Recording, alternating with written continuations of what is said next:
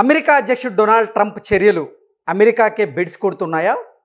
Donald Trump నిర్ణయాలు ఆ చర్యల వల్ల ఇప్పుడు అమెరికన్స్ ఇబ్బందులను ఎదుర్కొంటున్నారా అంటే అవునండి సమాధానం ఇస్తున్నారు కొంతమంది రాజకీయ విశ్లేషకులు. ఈ నేపథ్యంలోనే ఈ అంశం మీద మనం పూర్తి స్థాయిలో విశ్లేషణ చేసుకుందాం. ప్రస్తుతం మనతో పాటున్నారు ప్రముఖ రాజకీయ విశ్లేషకులు కృష్ణకుమారి గారు. వారితో మాట్లాడదాం. మేడం నమస్తే. మేడం నమస్తే.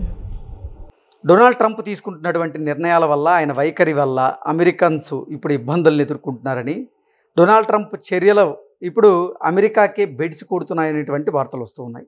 దీని మీద మీ విశ్లేషణ ఏంటి మేడం? అక్షరాల 100కి 100%, 100కి 1000% కరెక్ట్. 100% కూడా కాదు, 100కి 100%.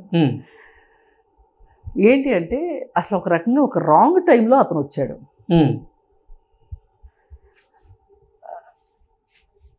ఏంటి అంటే మాంద్యం ముసురుకున్న వేళ అమెరికాని ఇంకా ఇంకా ఇంకా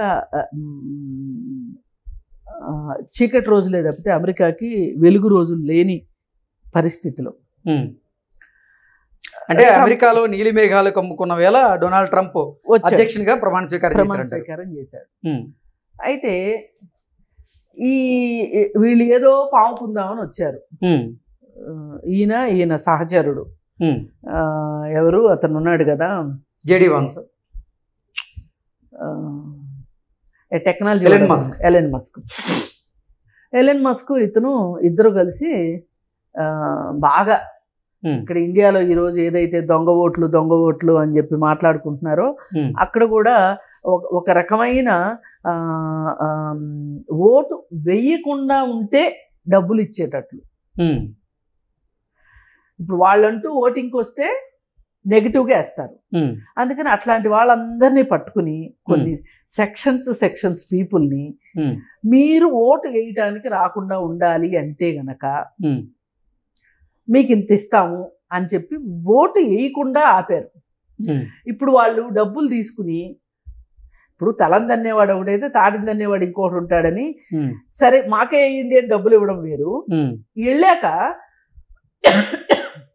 డబ్బులు తీసుకుని వీళ్ళకి వేయకుండా వేరే వాళ్ళకి వేస్తే అలా ఆలోచించారు వీళ్ళు. అట్నుంచి నరుక్కొచ్చి ఓటు వేయటానికి రాకుండా చేయటం కోసం డబ్బులు పంచిపెట్టారు వాళ్ళు. ఇద్దరు కలిసి ఎలన్ మస్క్ విపరీతంగా ఖర్చు పెట్టాడు. ఎంతైనా రియల్ ఎస్టేట్ వ్యాపారస్తుడు, ఇంకో రకం వ్యాపారస్తుడు కదా ట్రంప్. తను ఖర్చు పెట్టకుండా మస్క్ చేత ఖర్చు పెట్టించాడు. నీకు అది చేస్తా, నీకు ఇది చేస్తా, నీకు ఆ పదవిస్తా, ఈ పదవిస్తా, ఏయో చేస్తాను అని చెప్పి మాయమాటలు చెప్పి మసిపూసి మారేడికాయ చేసి వాడి చేత బాగా డబ్బులు ఖర్చు పెట్టించాడు. ఖర్చు పెట్టించిన తర్వాత మొత్తానికి ఎట్లయితే ఇదిగో ఇట్లాంటి ఆశాలన్నీ వేసి గెలిచారు. గెలిచిన తర్వాత డొనాల్డ్ ట్రంప్కి తెలుసు ఏమని, ఖజానా ఖాళీగా ఉందని తెలుసు, ఆర్థిక మాంద్యం వస్తుందని తెలుసు, అన్నీ తెలుసు. కానీ 4 ఏళ్ళు నేను షో నడపలేనా అనుకున్నాడు. అనుకుని వచ్చాడు. ఇప్పుడు ఈ 4 ఏళ్ళు షో నడిపే కార్యక్రమంలో భాగమే ఈ కుప్పిగంతులన్నీ. ఏదో అంటారు చూడండి, 100,000,000 దరిద్రాలకి 1,000,000,000 ఉపాయాలని. మనోడు ఎన్నెన్నో చేస్తున్నాడు, ప్రతి దాని విషయంలోనే ఏలు పెడుతున్నాడు. అసలు ఫస్ట్ అక్రమ వలసదారులు అన్నాడు. పోయినసారి ఏమన్నాడు, మెక్సికోకి గోడ కడతాను అన్నాడు. కట్టాడా? కట్ల. అసలు అక్రమ వలసదారుల వల్లనే ఈ స్వదేశంలో వాళ్ళకి ఉద్యోగాలు పోతున్నాయి అని చెప్పి తెల్లవాళ్ళ చేత ఓట్లు వేయించుకున్నాడు. నల్లోళ్ళనేమో ఓటింగ్కి రానికుండా చేశాడు. చేసి వచ్చాడు కదా, వచ్చినాక మరి తెల్లవాళ్ళకి ఏంటో ఏదో సమాధానం చెప్పాలి కదా. అందుకని గబగబా హడావుడిగా గొడ్ల చావిళ్లలోనూ లేకపోతే కొన్ని చోట్ల పనిచేసే అక్రమ వలసదారుల్ని యుద్ధ విమానాలు ఎక్కించి పంపించేశాడు ఫాస్ట్గా. అంటే ఒక వాతావరణం తీసుకొచ్చాడు. ట్రంప్ చెప్పిన మాట నిలబెట్టుకునే దీనిలోనే ఉన్నాడు. మన కోసం ప్రపంచం అంతా ఎంతో అభాస్పాలు అవుతున్నాడు, యుద్ధ విమానాల్లో పంపడం ఏంటి అనే ఒక వాతావరణం కల్పించాడు అక్కడ. మామూలు విమానాల్లో పంపిస్తే ఖర్చు తక్కువ అవుతుంది, యుద్ధ విమానాల్లో పంపిస్తే ఖర్చు ఎక్కువ అవుతుంది. అయినా సరే ఖర్చు ఎక్కువ పెట్టి అయినా సరే వాళ్ళని ఏమైనా సరే పంపించాల్సిందే అని పంపించాడు.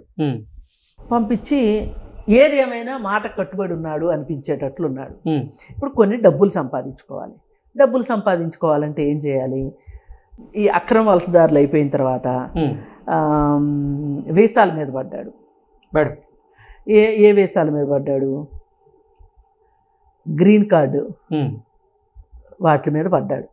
వాటి మీద పడి ఆల్రెడీ గ్రీన్ కార్డులు డబ్బులు ఎక్కువ పెట్టి బిజినెస్ వీసాలు తీసుకున్న వాళ్ళు ఉన్నారు. ఒకరోజు అంటాడు, ఈ తీసుకున్న వీసాలనే నేను రద్దు చేస్తాను అంటాడు. మళ్ళీ ఇంకొక రోజు, ఇది చాలా తక్కువ ఉంది, నేను ఇంకా ఎక్కువ ఆదాయం వచ్చేటట్లు చేస్తాను దేశానికి అని చెప్పి ఆ ఖర్చు ఎక్కువ పెట్టి ఆ వీసాకి సంబంధించినటువంటి ప్రాసెసింగ్ ఫీజుని పెంచుతారన్నారు. అసలు వీసాకి ఇన్ని కోట్లు అక్కడ కడితే, అంతకుముందు మన ఇండియన్ కరెన్సీలో 4 కోట్లు కట్టారనుకోండి, ఒక వీసా గ్రీన్ కార్డ్ వచ్చేస్తుంది వాళ్ళకి. అంటే అదొక స్పెషల్ క్యూ అనమాట, నార్మల్ క్యూ కాకుండా స్పెషల్ క్యూ. ఆ తర్వాత ఏం చేశాడు? ఇప్పుడు దాన్ని ఎంతకు పెంచాడు? ఇప్పుడు ఆ 4 కోట్లు పెట్టి తీసుకున్న వీసాలనే నేను క్యాన్సిల్ చేస్తాను అన్నప్పుడు ఎవరైనా ఏమనుకుంటారు? అసలు ఇట్లాంటి వీసాలు ఉండవు అనుకుంటారు కదా. కానీ ఈడేం చేశాడు? మళ్ళీ పురుగు తొలిచింది. ఇట్లా కాదు, ఈ వీసాలు ఉంచుదాము, ఇంకా అమెరికా అంటే పిచ్చున్నోళ్ళు ఉన్నారు కదా, అమెరికానే రావాలి, మన జీవిత ధ్యేయం అమెరికా వెళ్ళటమే అనుకునే వాళ్ళు ఉన్నారు కదా, అలాంటి పిచ్చోళ్ళు ఉన్నారు ప్రపంచవ్యాప్తంగా, వాళ్ళ కోసం అని చెప్పి గోల్డెన్ ఇంకో ఏదో ఒక పేరు పెట్టి వీసా అని మొదలెట్టి 35 కోట్లు. ఇప్పుడు 4 కోట్లు ఎక్కడ, 35 కోట్లు ఎక్కడ? అంటే దీని అర్థం 4 కోట్లు వీసా పనికిరాదు అని నీ నోటితో నువ్వే చెప్పి, అంటే డబ్బులు ఎక్కువైతే తప్పు ఒప్పు అయిపోద్దా? ఈ డాన్స్ మొదలెట్టాడు. ఇంకా అదైపోయిన తర్వాత అమెరికాలో ఆ దేశంలో పుట్టిన ప్రతి వాళ్ళకి పౌరసత్వం వచ్చేస్తుంది ఆటోమేటిక్గా. ఇది ఇప్పుడు వచ్చింది కాదు, ఎప్పుడో వచ్చింది ఇది. ఎందుకంటే అమెరికా అభివృద్ధిలో భాగంగా నేటివ్ అమెరికన్స్ చాలా తక్కువ ఉన్న సందర్భంలో యుద్ధాలు చేయాలి అంటే, సైనికులను రప్పించుకోవాలి అంటే, యుద్ధం అయిపోగానే మళ్ళీ వెళ్ళిపోవటం, మళ్ళీ తెప్పించుకోవటం, మళ్ళీ పంపించేయటము, ఇవన్నీ చాలా వ్యయంతో కూడుకున్న పని అని ఏం చేశారు అంటే, మీరు మా దేశంలోనే ఉండండి అన్నారు. మీ దేశంలోనే ఉండమంటున్నారు, బాగుంది, మేము ఏ ప్రతిపత్తితో ఉంటాం అని వాళ్ళు క్వశ్చన్ చేస్తే, మీకు పౌరసత్వం ఇస్తాము అని చెప్పి, అసలు వేరే దేశస్తులకి అమెరికా పౌరసత్వం ఇవ్వటము అనేది, గ్రీన్ కార్డులు అంటే సిటిజన్షిప్లు ఇవ్వడం ఇలా మొదలైంది అసలు. అలా మొదలెట్టుకున్నారు, అలా వచ్చినాయి ఈ సిటిజన్షిప్లు. అట్లా అందుకే ఈ అమెరికా అనేది నానాజాతి సమితి లాంటిది. అన్ని దేశాల వాళ్ళు ఉన్నారు అమెరికాలో, ఇంక ఏ దేశంలోనూ ఇన్ని దేశాల వాళ్ళు లేరు. అయితే మీకు పుట్టిన పిల్లలకి నేను ఇక్కడ బర్త్ రైట్ నేను ఇవ్వను, సిటిజన్షిప్ ఇవ్వను అని చెప్పి మొదలెట్టాడు. మొదలెడితే ఇప్పటిదాకా ఆ రూల్ ఉంది కాబట్టి అక్కడ పుట్టిన వాళ్ళకి వాళ్ళ తల్లిదండ్రుల స్వదేశంలో వాళ్ళకి సిటిజన్షిప్ లేదు. ఇప్పుడు మన దేశంలో ఏమంటాము, నువ్వు ఈ దేశంలో పుట్టావా అని అడుగుతారు ఎవరైనా. ఈ దేశంలో పుట్టిన వాళ్ళకి ఈ దేశ పౌరసత్వం లేని వాళ్ళు ఎలక్షన్స్లో కూడా పోటీ చేయకూడదు మనకి ఇక్కడ. మరి అలాంటప్పుడు వీళ్ళ కోసం ఒక త్రిశంకు స్వర్గం ఏర్పాటు చేయాలి. ఇప్పుడు ఈ అమెరికాలో పుట్టి వాళ్ళు కనుక పౌరసత్వం ఇవ్వకపోతే కనుక వాళ్ళు ఏ దేశానికి చెందరు. ఇప్పుడు ఆ దేశం యొక్క రూల్స్ మార్చుకుని, వాళ్ళ రూల్ బుక్ మార్చుకుని వీళ్ళకి పౌరసత్వం ఇవ్వాలి. ఇప్పుడు నీకోసం వాళ్ళందరూ ఎందుకు మార్చుకుంటారు ఇవాళ? ఇదొకటి. ఇక ఇట్లా ఇంకొకటి ఏం చేశాడు అంటే, అబార్షన్స్ రద్దు అనే దాన్ని పట్టుకొచ్చాడు. అలాగే స్వలింగ సంపర్కులకి సంబంధించి వాళ్ళకున్న రైట్స్ని తీసేస్తాను అని మొదలెట్టాడు. ఇట్లా 1 కాదు 2 కాదు, అసలు ప్రతిదీ ముట్టుకుంటే మశానం అంటారు చూసారా, ముట్టుకుంటే హై టెన్షన్ వైర్ ముట్టుకున్నట్టే. ఏ విషయాన్ని పట్టుకున్నా కానీ అది ఆ నిర్ణయాన్ని తనకి తానే మార్చుకునేటట్లుగా నాలుగు గట్టిగా కొరుక్కుని రక్తం వచ్చేట్టు కొరుక్కుని అర్రే రే తప్పు చేశా అని లబలబలాడిపోయి మళ్ళీ నిర్ణయం మార్చుకునేటట్లుగా ఇలాంటి నిర్ణయాలు తీసుకుంటా వచ్చాడు. సరే ఇవన్నీ అయిపోయిన తర్వాత ఆయుధాలు అమ్ముకోవాలి అంటే ఏ దేశంతో ఏ దేశానికి తగాదా పెడదాం, ఏ దేశంతో కొట్టుకుంటే 2 దేశాలు నా దగ్గర ఆయుధాలు కొంటాయి అని ప్లాన్ వేశాడు. పాకిస్తాన్కి మనకి పెట్టాడు, అలాగే ఇజ్రాయెల్కి పాలస్తీనాకి పెట్టాడు, అక్కడ రష్యాకిన్ను ఉక్రెయిన్కి. ఏమంటాడు, నేను ఆపితే యుద్ధాలు ఆగిపోతున్నాయి అంటాడు కాసేపు, మళ్ళీ లోపాయికారిగా ఆయుధాలు అమ్మి యుద్ధం చేసేటట్లు చేస్తున్నాడు. ఇప్పుడు ఎట్లాంటి సంకట స్థితి తీసుకొస్తున్నాడంటే అసలు సాక్షాత్తు ఆ దేశ అధ్యక్షులు కూడా నువ్వు చెప్పింది కరెక్ట్ కాదు, నువ్వు ఆపమని ఎప్పుడు చెప్పావు, మాకు చెయ్యమని చెప్పావు కానీ అని చెప్పలేని దుస్థితి. ఇప్పుడు మోడీ చెప్పలేకపోతున్నాడు చూడండి. ఎందుకు మోడీ క్లియర్గా అసలు అంటే 2 దేశాల మధ్య యుద్ధం ఆగిపోవడానికి కారణం డొనాల్డ్ ట్రంప్ కాదంటూ కూడా ఆయన క్లారిటీ ఇచ్చేటువంటి ప్రయత్నం చేశారు కదా. ఎక్కడ చెప్పారు? ఇప్పుడు చెప్పటం అంటే ఎలా ఉండాలి అంటే ఆయన మాట్లాడిన ప్రతిసారి సమాధానం చెప్పగలిగి ఉండాలి, ఆధారం ఏంటి అని అడగగలిగి ఉండాలి. కానీ మోడీ కూడా అడగలేకపోతున్నాడు. దానికి కూడా ఒక కారణం అంటే ట్రంప్ వ్యాఖ్యల్ని అసలు మోడీ సీరియస్గా తీసుకోవట్లేదని. అందులో భాగంగానే డొనాల్డ్ ట్రంప్ ఇప్పుడు భారత ప్రధాని నరేంద్ర మోదీ గారితో మాట్లాడేందుకు 4 సార్లు ఫోన్ చేసినప్పటికీ ఆ ఫోన్ కాల్స్ని మోదీ గారే నిరాకరించారన్నట్లుగా వార్తలు చూసాం, అంతర్జాతీయ మీడియాలో వార్తలు. నేను అంత ఇదిగా నాకు నమ్మాలనిపించట్లా. ఎందుకంటే అంతటి 56 అంగుళాల ఛాతీ మాది అని నేనైతే అనుకోవట్లా. ఎందుకంటే మోడీ కూడా కొంచెం తటపటాయించడానికి కూడా రీజన్స్ ఉన్నాయి. ఇప్పుడు పోయి ట్రంప్తో సున్నం పెట్టుకుంటే ఇప్పుడు పెట్టుకుంటారేమో. మొన్నటిదాకా ఎందుకు ఊరుకున్నారంటే వాడు సుంకాలు పెంచుతా అంటున్నాడు, ప్రతీకార సుంకాలని మొదలెట్టాడు. వాడు వచ్చిన రోజు నుంచి మొదలెట్టాడు ఈ ప్రతీకార సుంకాలని. ఏంటి, ఇన్నాళ్ళు మా అమెరికాని పిచ్చి అమెరికాని చేసేసి ప్రపంచం అంతా దోచుకుతింది, నేను ఇప్పుడు వడ్డీతో సహా వసూలు చేస్తా, కక్కిస్తా మీతోటి, మీరు చిన్నప్పుడు తాగిన దొండాకు పసంతో సహా కక్కిస్తా అని చెప్పి చెప్తున్నాడు. చెప్పి ఈ ప్రాసెస్లో ఏం చేస్తున్నాడంటే ఈ దేశానికి ఇంత, నా మాట వినే దేశానికైతే, నా దగ్గర ఆయుధాలు కొనే దేశానికైతే ఈ పర్సెంటేజ్ సుంకాలు, వినని దేశాలకైతే ఈ % సుంకాలు, అసలు ఏకాఏకిన చైనాకైతే 69% వేస్తానని చెప్పి ప్రగల్భాలు పలికాడు. మళ్ళీ ఎందుకు అది వెనక్కి తీసుకున్నాడు. భారతదేశానికి ముందే 25% అన్నాడు, లేదు చాలు నీకు 50 వేయాల్సిందే అన్నాడు, 50 వేసాడు. మళ్ళీ వెనక్కి తీసుకుంటానన్నాడు, ఇప్పుడు మళ్ళీ 50 వేసేసాడు.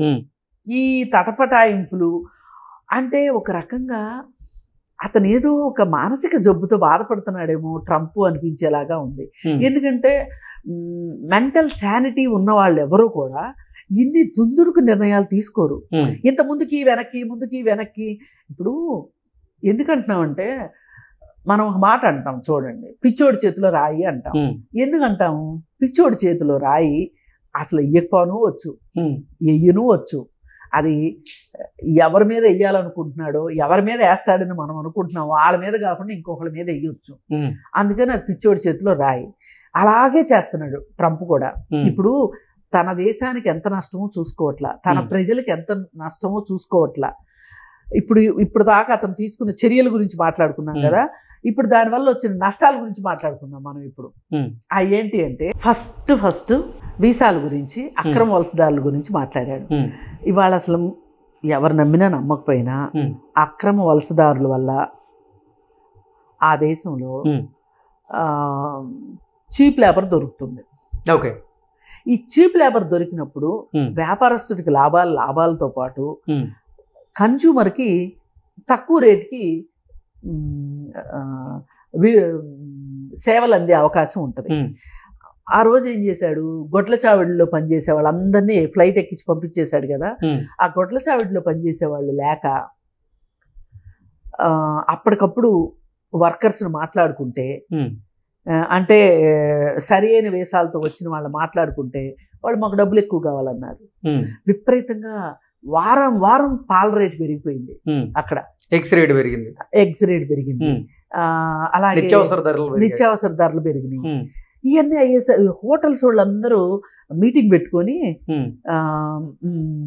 మా దగ్గర ఉన్న వాళ్ళందరినీ నువ్వు పంపించేస్తానంటున్నావు, మా వాళ్ళ దగ్గర ఇంతమంది దగ్గర సరైన వేసాలు లేవు, వాళ్ళు సరైన దారిలో రాలేదు, వాళ్ళ మేము అందుకని ఈ రేటుకి మేము పని చేయించుకుంటున్నాము, ఇప్పుడు నువ్వు చెప్పినట్టు గనక మేము వేసాల ప్రకారం తెప్పించుకుంటే గనక వాళ్ళు ఈ రేటుకి పనిచేస్తారు, ఈ రేటుకి పనిచేస్తే గనక మేము ధరలు పెంచాల్సి వస్తుంది అని చెప్పి వీడికి అల్టిమేటం ఇచ్చేశారు. ఇచ్చేస్తే ఆ విషయాన్ని వెనక్కి తగ్గాడు. ఇక ఇట్లా ప్రతి విషయానికి వెనక్కి తగ్గాడు. వెనక్కి తగ్గితే అంటే ఇప్పుడు ఏమైపోయిందంటే అబార్షన్స్ విషయము అది మహిళల హక్కులకు సంబంధించిన విషయం. ఆ హక్కుని వీడు కాలు రాద్దాం అనుకున్నాడు. ఇప్పుడు స్వలింగ సంపర్కుల విషయం ఉంది, అది వీడు చెప్పినట్టు ఇంకోటి కాదు, మామూలుగానే థర్డ్ జెండర్ అనే దాన్ని ఒకటి ఉంది అని ప్రపంచం అంతా గుర్తించింది. ఇప్పుడు మామూలుగా అయితే ఏంటి, అమెరికా చాలా అభివృద్ధి చెందిన దేశము అని కదా అనుకుంటాము, అంటే ముందు చూపు ఉంటుంది, టెక్నాలజీ ప్రపంచం కన్నా 10 అడుగులు ముందు ఉంటుంది, ఇట్లా మాట్లాడుకుంటాం కదా. వీడు 10 అడుగులు వెనక్కి వేయిస్తున్నాడు. ఇట్లా ప్రతి ఒక్కదాని విషయంలో ఇక ఆఖరికి నిత్యావసర ధరల దగ్గరికి వస్తే గనక వాటిల్లో 50% సుంకాలు వేసాడు. ఇప్పుడు మనకి ఎక్కువగా చాలా ఎగుమతి అవుతున్నాయి. మరీ ముఖ్యంగా మత్స్య సంపదని మనం సముద్ర సంపద గురించి మనం మాట్లాడుకోవచ్చు. అంటే రొయ్యలు, చేపలు, ఎండ్రకాయలు, ఈ మూడింటిని మనం ఎగుమతి చేస్తాం. ఈ మొదటి 25% పెంచినప్పుడు ఏమన్నారంటే అక్కడ లోకల్ వ్యాపారస్తులు మీరేం భయపడకండి, అంటే అసలు వీళ్ళు పంపకపోతే అసలుకే మోసం వస్తుందని వాళ్ళు ఏమన్నారంటే అది మేము భరించుకుంటాము, మీరు యథావిధిగా మాకు పంపండి అని చెప్పారు. అయితే పంపండి అని చెప్తే వీళ్ళు కూడా సరే అన్నారు. మళ్ళీ వీడు 50 అన్నాడు. అప్పుడు వాళ్ళు ఏమన్నారంటే లేదు మిగతా 25 మీరే భరించుకోవాలి అన్నారు. ఇక్కడ రైతులకి నష్టం, అక్కడ వినియోగదారుడికి నష్టం, మధ్యలో వ్యాపారస్తుడికి నష్టమే. ఎందుకంటే అంతకుముందు దాకా 25% లేదు కదా, పోని ఆ 25% న్యాయమే అనుకుందాం. అమెరికాకు మాత్రం అగ్రరాజ్యమైనంత మాత్రాన్ని అన్యాయం ఎట్లా చేయబుద్ధి అవుద్ది అనుకుందాం. అంతటితో ఆగాడా? మళ్ళీ 25% అనేసరికి ఇక్కడ రైతులకి గిట్టుబాటు కాదు. అంటే రైతులకి వ్యాపారస్తుడు రేటు తగ్గించేస్తాడు. రేటు తగ్గించేసేస్తే రైతుకి గిట్టుబడతారు రాదు. అక్కడేమవుతుంది, దిగుమతి అయిన తర్వాత వినియోగదారులకు ఇబ్బంది అయిపోతుంది. ఇట్లా అసలు ఇప్పుడు రేపటి నుంచి అమెరికాలో గొడవలు ఈ సుంకాలే గనక చైనాతోటి, అమెరికాతోటి, వేరే వేరే దేశాలతోటి ఈ సుంకాలు ఎలాగే నడిపిస్తే ఎవరు పెట్టుకుంటారు మధ్యలో? ఎవరు పెట్టుకోరు. అందుకని ఏమవుతుంది, నిత్యావసర ధరలు పెరుగుతాయి. ఇప్పటికే రోడ్ల మీదకి వచ్చారు. ఆ మధ్య రోడ్ల మీదకి వచ్చినప్పుడే తగ్గాడు ట్రంప్ యాక్చువల్గా. మళ్ళీ ఇప్పుడు మాట్లాడుతున్నాడు, మళ్ళీ మధ్యలో ఇంకో రాగం తీస్తాడు, నాకు నోబెల్ శాంతి బహుమతి కావాలి అంటాడు. ఇవన్నీ అసలు మామూలుగానే యుద్ధానికి కాళ్ళు మొహం చూస్తేనే యుద్ధం మొహం కనిపిస్తుంటది. అట్లాంటిది నాకు శాంతి బహుమతి అడుగుతాడు. అసలు ఇక నోబెల్ ప్రైజ్ వాళ్ళు శాంతి బహుమతి మేము శాశ్వతంగా రద్దు చేస్తున్నాం అనాలి. ట్రంప్కి ఇచ్చే బదులు మేము అసలు దాన్నే ఎత్తేసేస్తాం మేము, అంటే నోబెల్ శాంతి బహుమతి అనేటువంటి అవార్డునే ఎత్తేసే పరిస్థితి తీసుకొస్తున్నాడు ఇప్పుడు. ఇది మొత్తం కథా కమామిషు ట్రంప్ గారిది. Okay madam, thank you so much.